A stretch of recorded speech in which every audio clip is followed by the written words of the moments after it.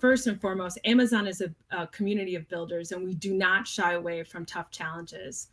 I'm invested in being an ally and an advocate and making sure my organization not only makes these interactions respectfully, but also responsibly.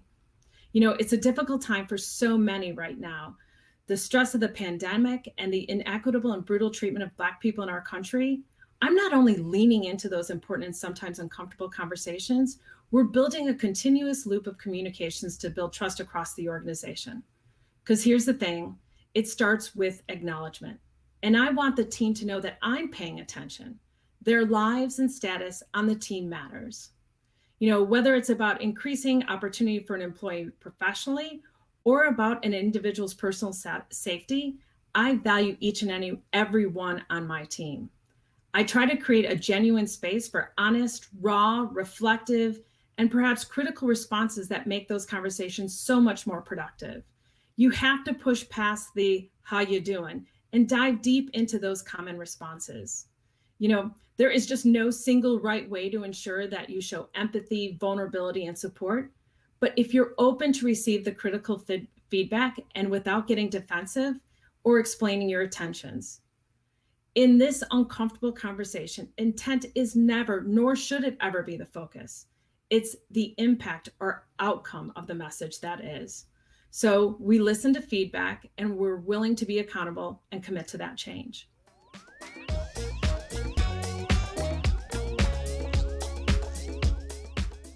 First we have to make sure we understand what does inclusion mean to our employees. So at Amazon, we actually did a global survey that helped us define what is inclusion, which is being valued, trusted, connected, and informed so that we deliver the best results for our customers.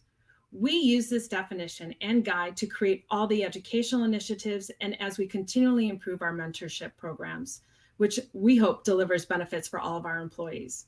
One of the ways that actually comes to life is through Amazon's 10 affinity groups, which bring together more than 40,000 Amazonians in over 190 chapters around the world who passionately and positively impact Amazon. Individuals on my team are members of groups such as the Black Employee Network, Glamazon, Indigenous Ad, Women App, and People with Disabilities. It's with executive company sponsorship that these groups play such an important role to building these internal networks for creating community, advising leaders, and leading to service projects. And we reach out to our community where Amazonians live and work. It's our diverse perspectives that help us push one another to think bigger and think differently about the products and services we build for our customers and the day-to-day nature of our workplace. When we embrace diverse perspectives and are intentional about the process, we cultivate inclusion on our team.